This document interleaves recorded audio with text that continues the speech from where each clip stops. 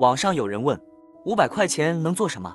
有人回答，够吃一顿饭，而有人说够买一件衣服，还有人说啥都干不了。然而，没人会想到，500块却是一个女孩1个月包含房租在内的全部生活费。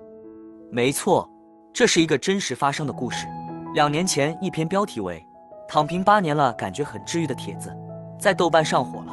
一名39岁的河南女子讲述自己的躺平生活，不工作不交友，每天吃一顿饭，每周吃1次肉，平均一顿饭不超过3元。而更离谱的是，这样的生活持续了8年。有网友指责她虚度光阴，混吃等死，可她却说这样的生活很疗愈。那么这个女孩为什么要躺平摆烂？在她身上又发生了什么事？女子名叫菲菲，出生于农村贫困家庭，在重男轻女严重的农村，菲菲的父母也不例外。他们认为家中男孩越多，在村里越有话语权，否则会被人看不起。于是菲菲父母在家中也有2个女孩1个男孩的情况下，希望再添一个男丁。然而事与愿违，他们的第4个孩子仍然是个女孩。菲菲的出生让父母失望透了，因而她从小就得不到父母的关爱。可是年纪尚小的菲菲却不懂得父母的心思，故意弄伤自己，在家中躲起来，还常常为了引起父母的注意。直到她听到父母说找不见就算了吧，才明白自己的处境。就这样，菲菲和姐姐们在父母的抱怨和谩骂声中成长，逐渐养成自卑敏感的性格。转眼间到了上学的年纪，菲菲和同龄的小朋友们来到学校读书。在学校里，菲菲学到新的知识，接触到老师和同学，才发现外面的世界如此温暖。于是她暗自下决心，一定要好好学习，长大逃离这个没有爱的家。然而在愚昧的父母面前，尽管菲菲学习优异，但仍然逃脱不了女孩读书无用论的宿命。菲菲的中学时期，在与父母的抗争中读到了高中。此时父亲决定不再支付她学费，不得已菲菲只能休学1年，北上打工。未料那1年刚好赶上非典疫情，她只能花200元路费，原路返回家中，为此遭到母亲的辱骂。之后菲菲在学校附近打工，赚足了学费，重返校园苦读。1年后考入了一所大专院校。然而进入大学的菲菲就真的找到快乐了吗？从小在父母的训斥声中长大的菲菲，内心充满拘谨和孤僻，严重影响她的社交。在大学期间，她曾试图改变自己，尝试着交朋友谈恋爱，但都以失败告终。毕业不久，菲菲幸运地找到一份文员的工作，试用期工资600元。菲菲很珍惜这份工作，但就在即将转正之时，公司却突然辞退了她，原因竟是被公司股东亲戚顶替。于是菲菲只能默默离开。之后的一段时间里，菲菲又做过文员，当过导购、客服、电话销售，甚至在餐厅里端过盘子。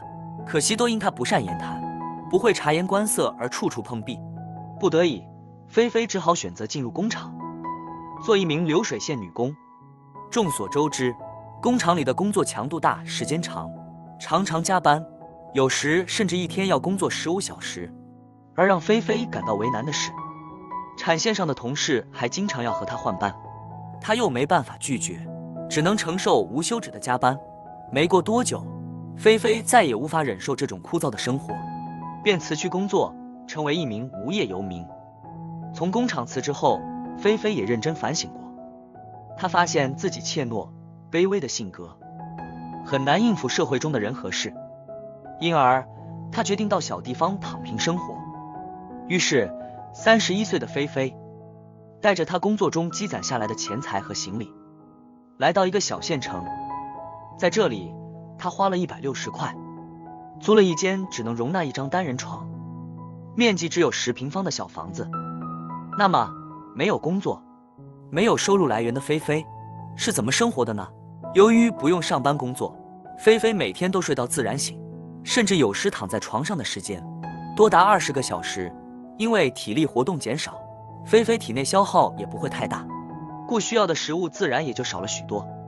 她每天只吃一顿饭，早晨起来几乎不吃早餐，偶尔肚子饿，吃一个鸡蛋或者苹果，然后穿上运动鞋外出锻炼。锻炼结束后，她顺便到菜市场捡漏，买一些当季较便宜的蔬菜，每周买一次肉，补充下能量。中午午餐，菲菲会做一些主食，再炒一些青菜，就能满足一天所需的能量。日常生活中，菲菲除了外出锻炼、做饭、洗衣外，剩下的时间基本都躺在床上，看小说、刷短视频、逛淘宝。而她的日常开销，除了伙食费用外，几乎不花什么钱。身上穿着以前上班买的衣服，不需要外出社交，就连护肤品也省了。甚至她还有一套穷游的攻略，分享给网友。首先，她会选择淡季出游，出行乘坐最便宜的绿皮火车。其次，住宿方面，她会挑选20元一晚的青年旅馆。就这样，在躺平的8年里，她见识过布达拉宫的圣神，走过新疆广阔无垠的草原，看过波澜壮阔的大海。她也在一次次的旅行中，治愈童年的伤痛，学会与自己和解，找到适合自己的生活方式。对于菲菲选择躺平摆烂的生活，很多网友们不理解，有人指责说她自甘堕落、虚度年华，也有人说她好吃懒做、逃避现实，甚至也有人羡慕她的勇敢。